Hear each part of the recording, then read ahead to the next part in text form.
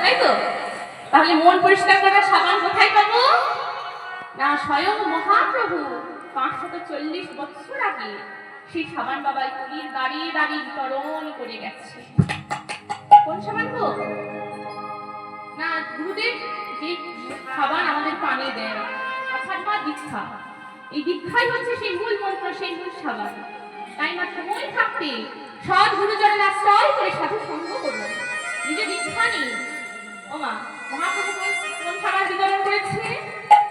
হরে কৃষ্ণ হরে কৃষ্ণ কৃষ্ণ কৃষ্ণ হরে হরে, হরে রাম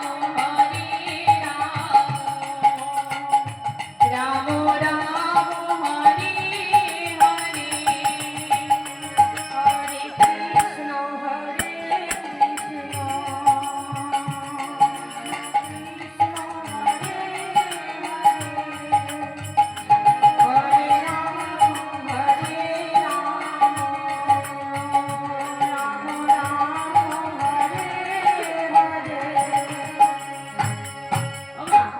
মহাপ্রভু আমাদের হরিনাম সাবান বিতরণ করে গেছে।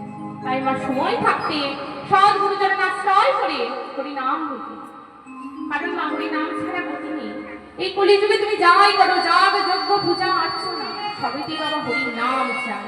হরির নাম ছাড়া কিন্তু কিচ্ছু হবে না।